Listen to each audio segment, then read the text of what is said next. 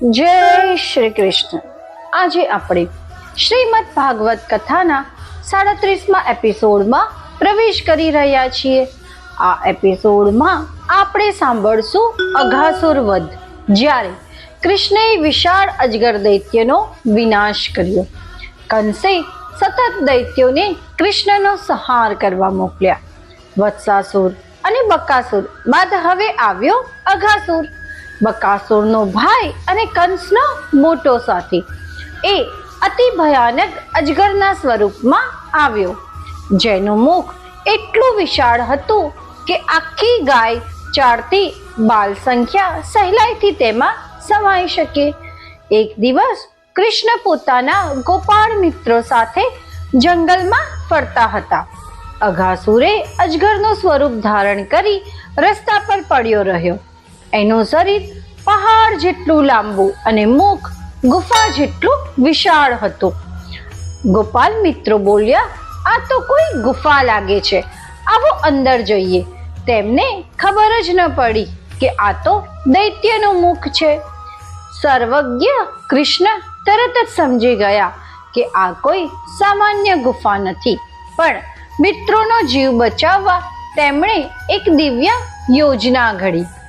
જેમ જેમ બધા ગોપાળો અજગરના મોઢામાં પ્રવેશ્યા, કૃષ્ણ પણ અંતે તેમાં પ્રવેશ્યા.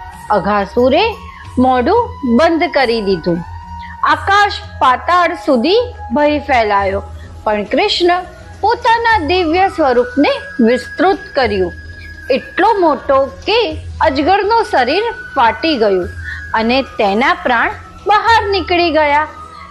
એક ક્ષણે અઘાસુર દૈત્યનો અંત થયો અને ગોપાળ મિત્રો સુરક્ષિત બહાર નીકળ્યા. દેવતાઓ બોલ્યા, જય હો ગોપાલ, તમે દુષ્ટતાનો નાશ કરી ભક્તોની રક્ષા કરી. આકાશમાંથી ફૂલ વર્ષા થઈ અને સમગ્ર ગોકુલમાં આનંદ છવાઈ ગયો. આ પ્રસંગ આપણને શીખવે છે, દુષ્ટતા કેટલી મોટી કેમ ન હોય, ભગવાનની દિવ્ય શક્તિ સામે ટકી શકતી નથી. ભગવાન ભક્તોની રક્ષા માટે કોઈ પણ રૂપ ધારણ કરી શકે છે.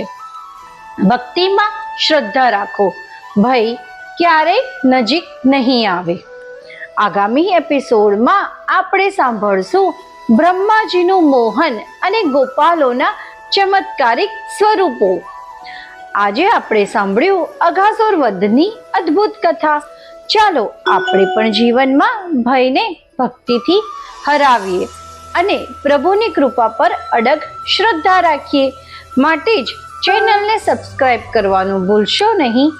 લાઈક કરો અને આ દિવ્ય સંદેશ અનેક ભક્તો સુધી પહોંચાડો. જય શ્રી કૃષ્ણ.